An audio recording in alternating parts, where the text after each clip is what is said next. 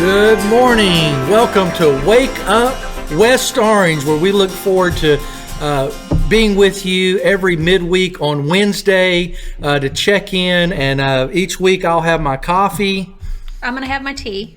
And I'll have coffee. And we look forward to having conversations and just kicking it together, having a good time, and hopefully giving us some encouragement to make it through the rest of the week. And also just, there's so many stories. The West Orange Church of Christ has existed now for 90 years. And so we want to highlight different people, different stories, so that we can get to know each other better on our journey. Did you just say kicking it? I did. Okay. Yeah, I thought that you said that. Well, we have no notes here, so I just, Maybe you should have a note that says, don't say kicking it. Okay. But whatever. It doesn't matter to me. So, totally your choice. Maybe people can kind of share if they like me saying kicking it or not. Start a poll. Touche. Yeah. All right. So, all right. For this first one, as we think about getting to know each other, I thought a first question might be, what kind of cereal do you eat in the morning? So, Angie, what's your cereal? Okay, so that's a hard choice. It's always something very sugary. So this morning I had Golden Grahams, but my favorite of all time would probably be Cinnamon Toast Crunch. Yes. You can't get any more sugary than Cinnamon that. Toast Crunch. Yeah. Well, if you ask Kayla, she's not going to know that answer in some ways because I just always want to buy cereal. There's a lot of cereal.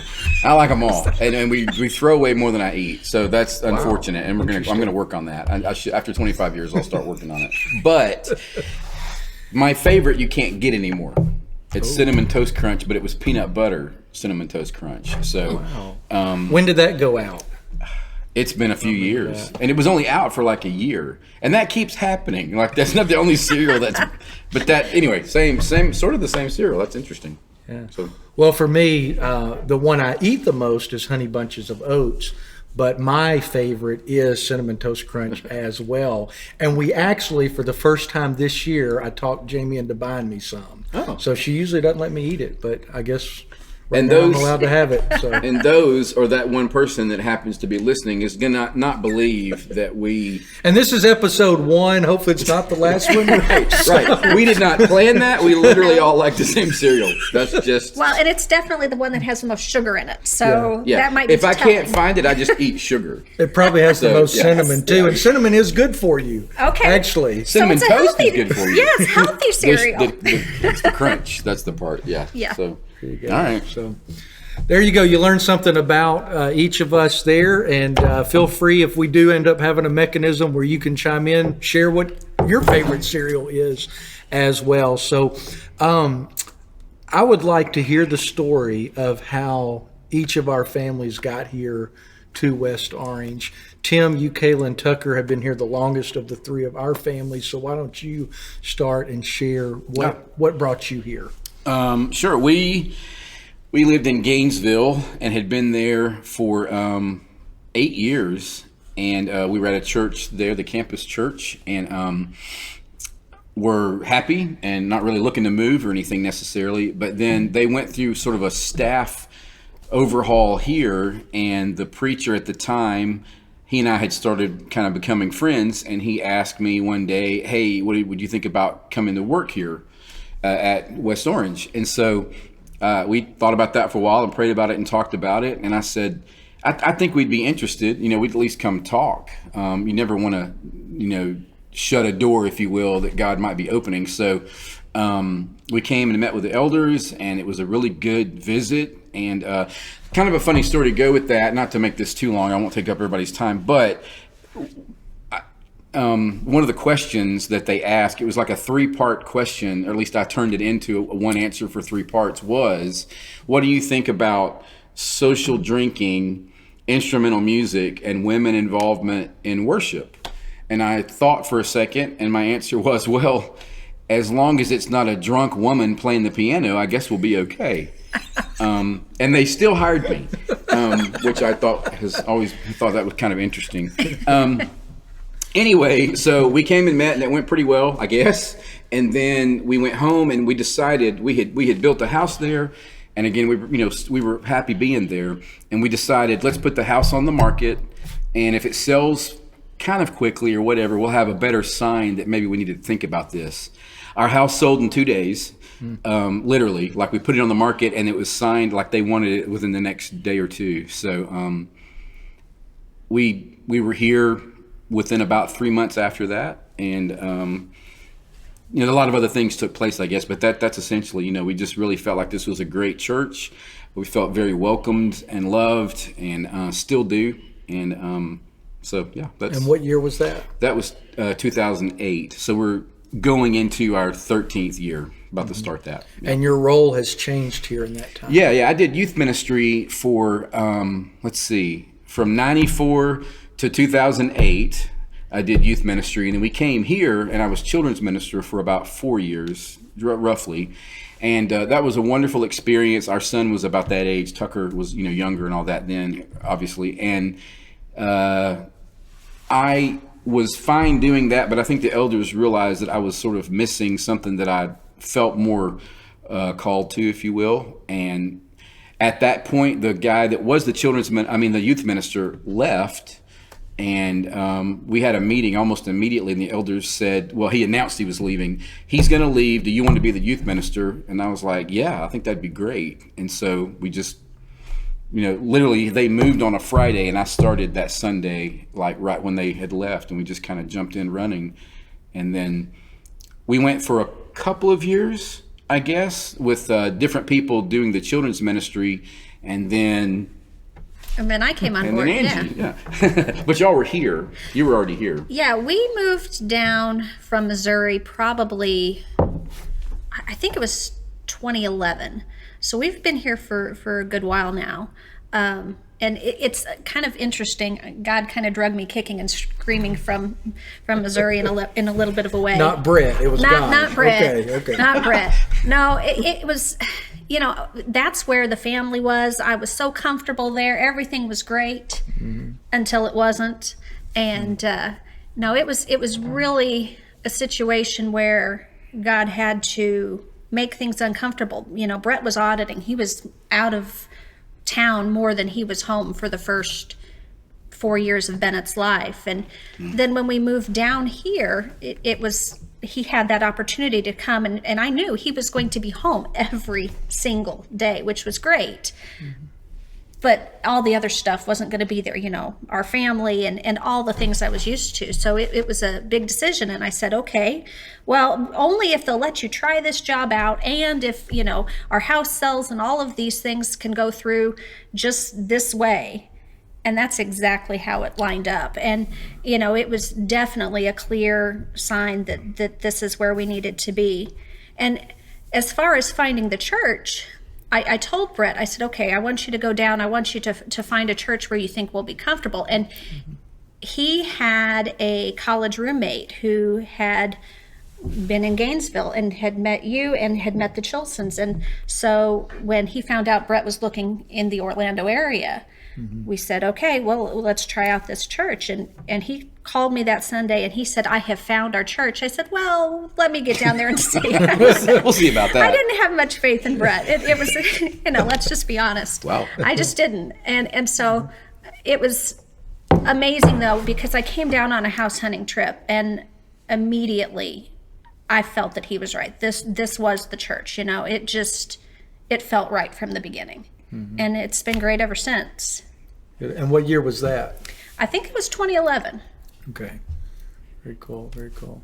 Well, for us, we it's was not on our radar to move from Tennessee to come here, and Jamie in 2016 in October, she was let know by her company that there was an opportunity down here, and still in the healthcare industry.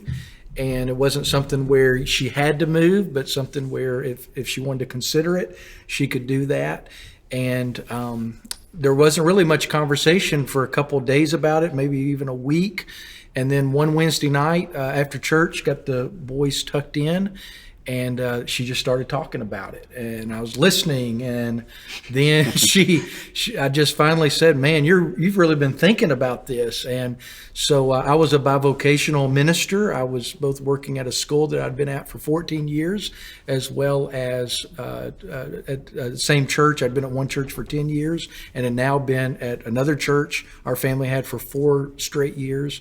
And so we were very comfortable, like you were saying, and so, but this came up. All our family lived in Tennessee, except then my middle brother had just moved away from Tennessee to Mississippi.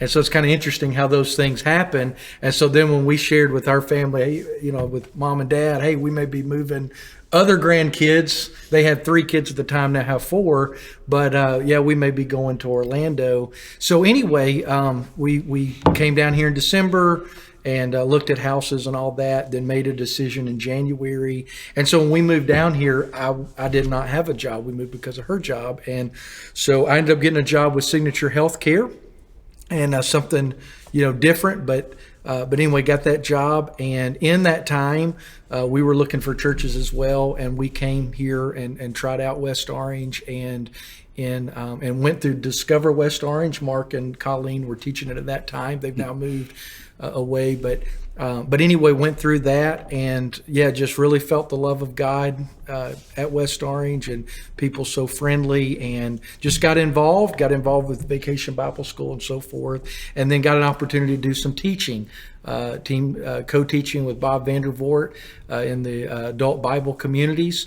And then the church had me do a little bit of the teaching in the pulpit. Tim, you were doing a lot of the teaching at that time, and church was in transition. Different leaders were helping out.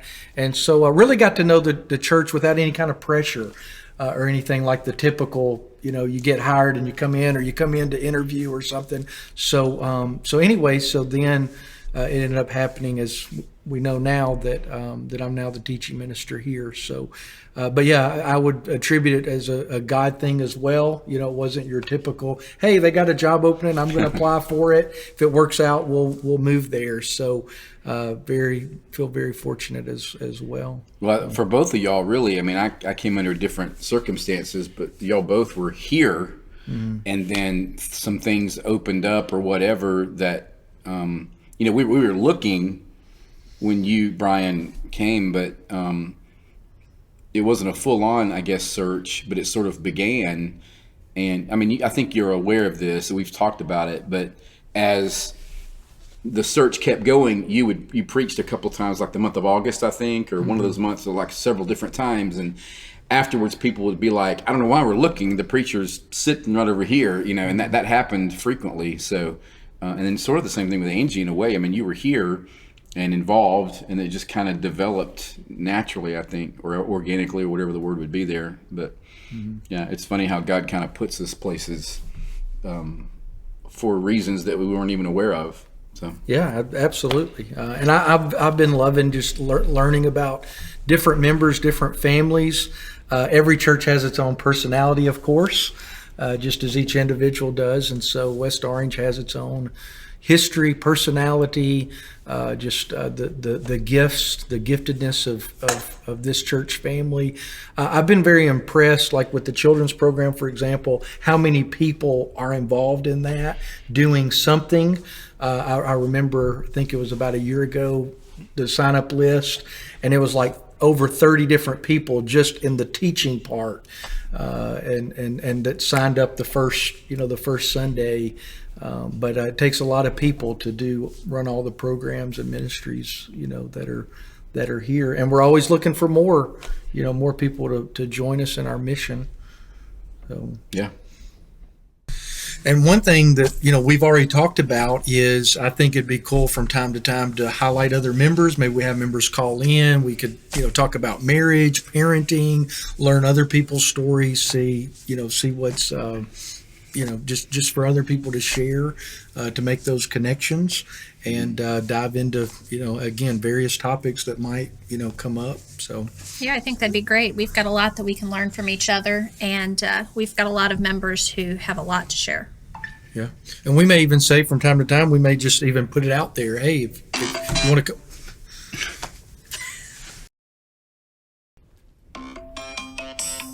Oh, well, we have a call. It's Kayla. So, I mean, but that could be our first caller, I guess. So. Yeah. Put her on speaker. Hey, Hey, so how are you? I have you on speaker. You're our first caller.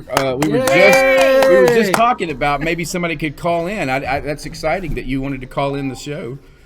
Oh no, I forgot you were filming, but I need you to run to Target when you finish, if you don't mind. Sounds like my wife. Okay, yeah. Well, when they open, yes, I'll go by there. And thanks for calling. Okay. All Bye, right. Kayla. Bye. That was great. That was great. Well, she was our first caller. I guess that counts. So. Hey, it counts. It definitely counts. That's for sure. So, maybe that's a good place to stop this first one. I don't know. I guess so. Well, we kind of said this, in the segment, but I love that we're together, and I don't mean just this, but that we all ended up here. It's really interesting how, in Jeremiah it talks about how God says He has the plan. Even if we don't know the plan yet, it always seems to come together, and I love that. I love that we find ways to kind of work within that as well. So this is exciting. I'm glad that we get to be a part of whatever this is too. So. Yeah, I hope you guys join us again next week when we have coffee or tea or whatever we have, and just enjoy some time fellowship. All right, bye guys.